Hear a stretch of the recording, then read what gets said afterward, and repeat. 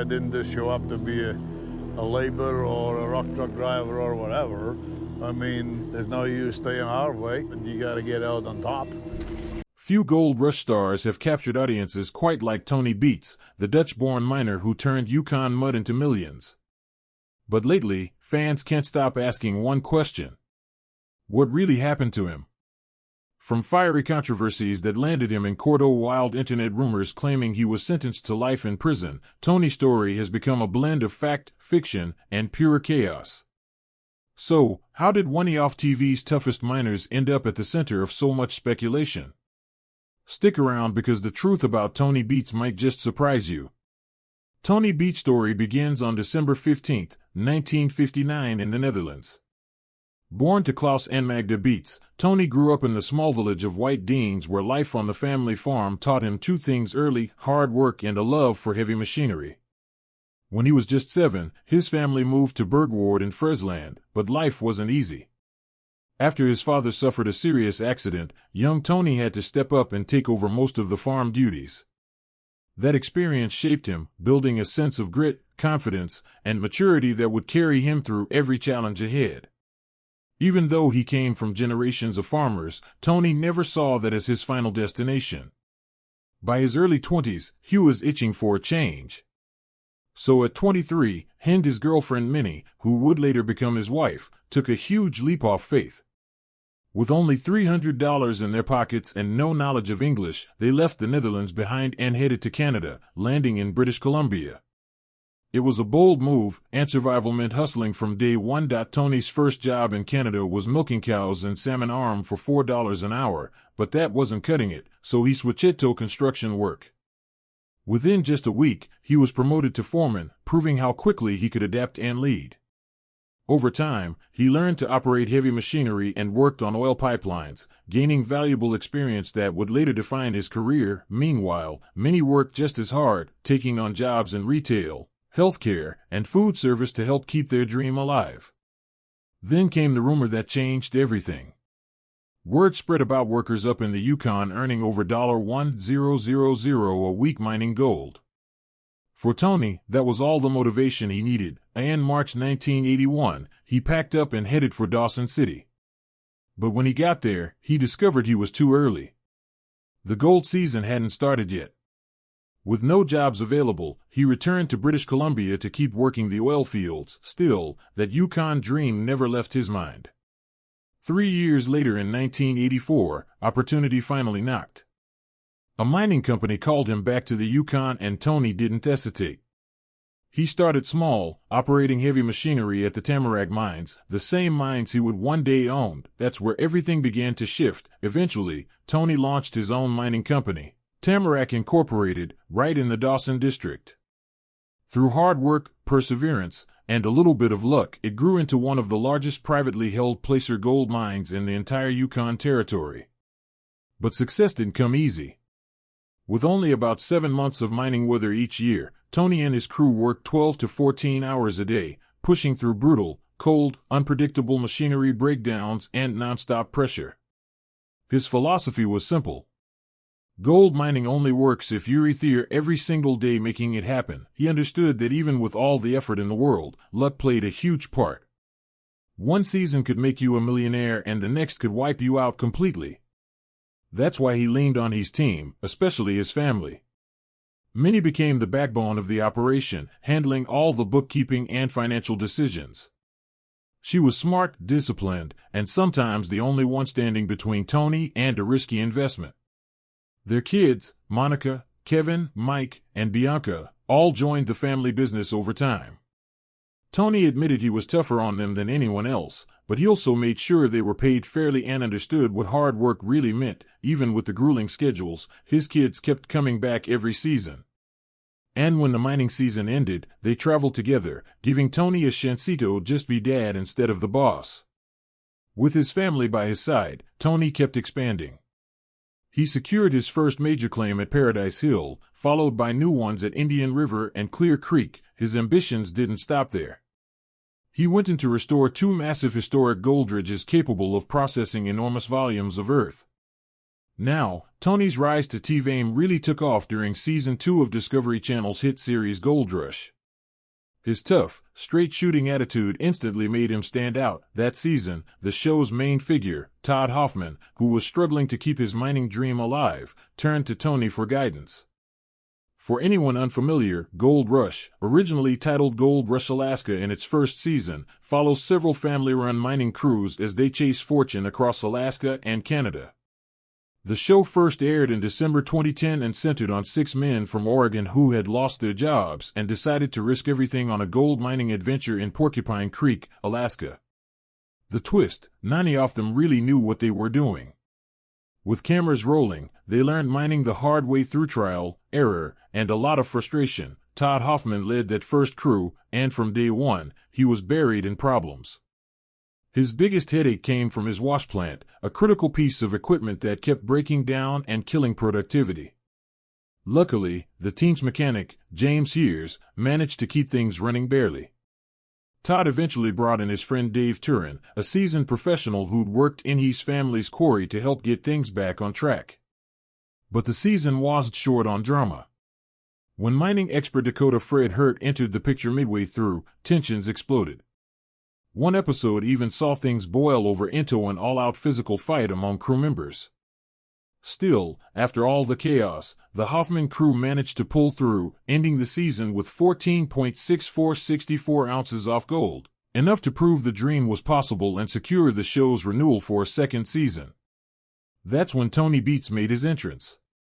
He first appeared in an episode called Drill Orty during Season 2. It wasn't a major role, but it made a lasting impression. Todd Hoffman's operation was falling apart, and Tony stepped in with one crucial piece of advice: test drill before mining. At that point, Todd's crew was losing faith in his leadership. So Tony's advice ended up saving the day. By then, Tony already had a reputation as one of the Klondike's most successful and respected miners, and people listened when he spoke. What many thought would be a one-time appearance quickly turned into something much bigger. Tony returned to the show multiple times, often acting as a mentor to young miner Parker Schnabel during Parker's first independent season. By Season 4, Tony was no longer just egoist. He was a full-fledged cast member, bringing viewers into his own world at Paradise Hill in the Dawson Mining District. Paradise Hill, located in the heart of the Yukon's legendary Klondike region, became one of the show's most recognizable mining sites. It's the same area that sparked the original gold rush in the late 1800s, and to this day, Tony and his family continue to pull gold from that very ground. One of Tony's smartest moves came during Season 4 in August 2013 when he decided to lease his Scribner Creek claim to Parker Schnabel. That decision paid off big time. Parker managed to haul in an incredible 1,029.0 of gold, shattering Todd Hoffman's previous record of 803.0. Ironically, even though Tony was already a seasoned miner before joining the show, his early seasons on Gold Rush were far from easy. By the end of Season 5, the dredge still wasn't fully operational, but the groundwork had been laid.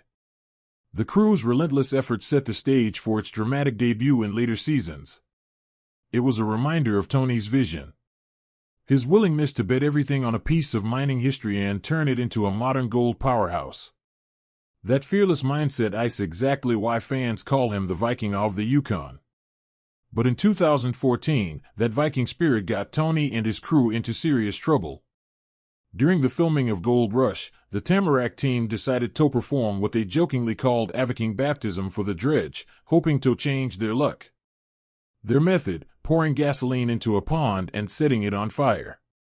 As flames roared up, Tony stood by watching, fully embracing the chaos. When the episode aired in 2015, it stirred immediate controversy. Viewers were shocked, and the Yukon government wasn't laughing either.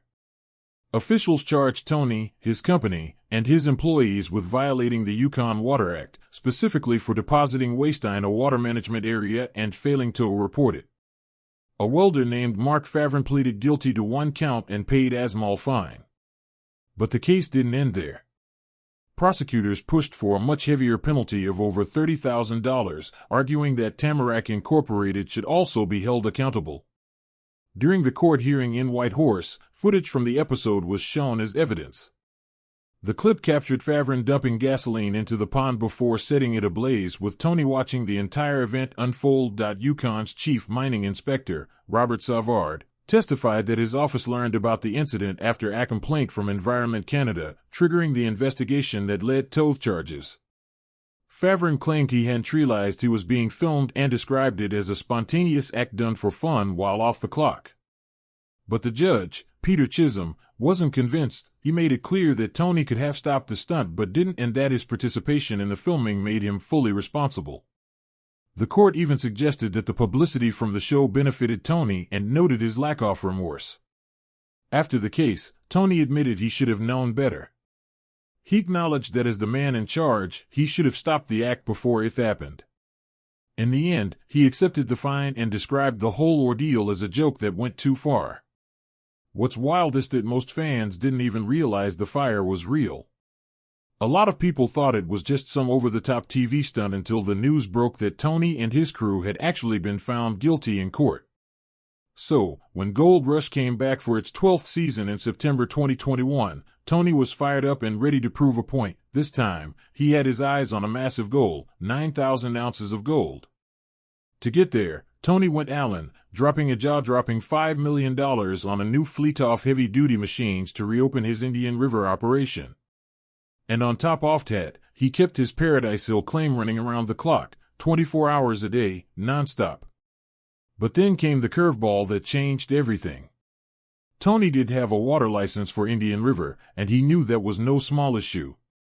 After his past run-ins with the government, including that infamous Viking baptism controversy, he was trying to get into more trouble. So, with cameras rolling, Tony set out to finally get the paperwork approved so he could dig into one of the richest gold areas in the Yukon. In one tense moment that season, Tony walked into the officito to find out if his license had been approved. The crew waited in silence. When he returned, his face said it all: the application had been rejected. He'd have to start over and resubmit the entire thing. Anyone who's dealt with government paperwork knows what that means. Months of waiting. And for a miner working against the clock, that was time he simply didn't have. It was a crushing setback. Tony had already poured millions into preparing for Indian River. And now that investment sat idle. Later, when he broke the news to his family, the frustration was clear. He admitted that no other claim could ever match Indian River's potential, calling it the family's piggy bank. Still, Tony and his crew didn't walk away empty-handed. They ended the week weighing in over 227 ounces of gold worth more than $400,000. Wasn't enough to offset the losses, but it was proof that Beets wasn't going down without a fight. That's the reality of gold mining. Huge risks, massive investments, and no guarantees. And as always, Tony handled it with that trademark grit. When one door closes, he just moves on to the next dig.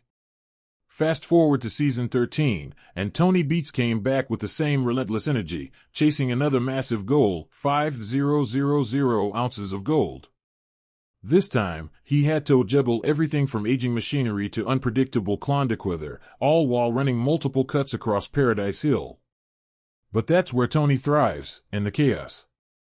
One of his smartest moves that season was bringing his idle Kiwi wash plant back into play. Instead of letting it sit unused, Tony leased it to Shane at Dominion Creek. It was a clever business play, turning dormant equipment into profit while helping smaller miners boost their own output. Still, the season wasn't easy. The crew faced breakdowns, hydraulic leaks, shredded conveyor belts, and endless supply chain delays.